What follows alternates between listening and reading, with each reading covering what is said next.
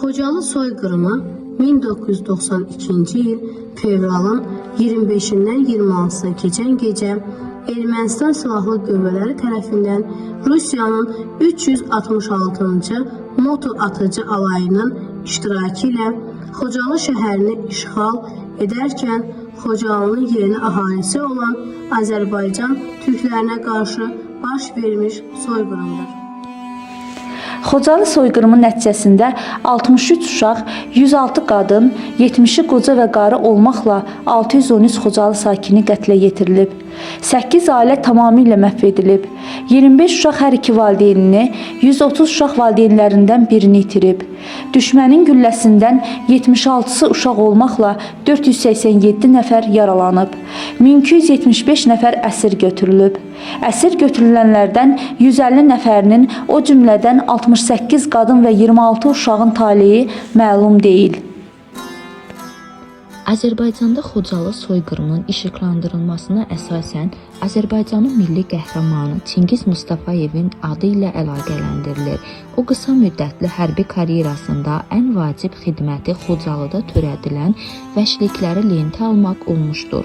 Xocalının müdafiəsi zamanı 7 Azərbaycanın milli qəhrəmanı iştirak etmişdir. Döyüşlərdə Şöhrət Həsənov şəhid olmuş və Azərbaycanın milli qəhrəmanı Allahverdi Bağırov erməni polkovnik Vitali Balasyan vasitəsilə 3 gün ərzində 3000 Xocalıəsirini ermənilərin əlindən xilas etmişdir. Hazırda Xocalı soyqırımı tanınması Azərbaycanın xarici siyasətinin əsas istiqamətlərindən biri kimi müəyyənləşdirilmişdir.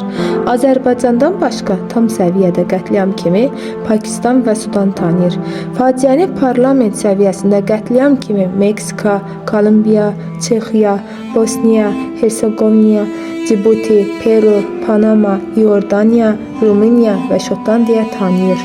İndiyədək ABŞ-ın 22 ştatı Xocalını qətliam kimi tanıyan sənəd qəbul edir. Bu hadisə Azərbaycanda Xocalı soyqırımı və Xocalı faciəsi kimi, digər ölkələrdə isə Xocalı qətliamı kimi anılır. Qarlı qış gecəsi səslər ucaldı. Düşmən gülləsi canlar aldı. Xocalı gəlininin bəxti qaraldı. Alova büründü, yandı Xocalı.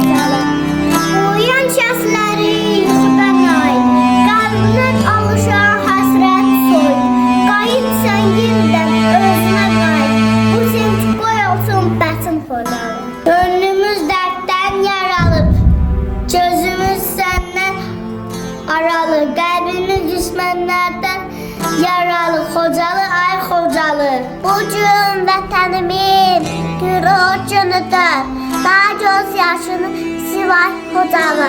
Bugün vətənimin məğrur günüdür, qisası alındı bir ay qoca.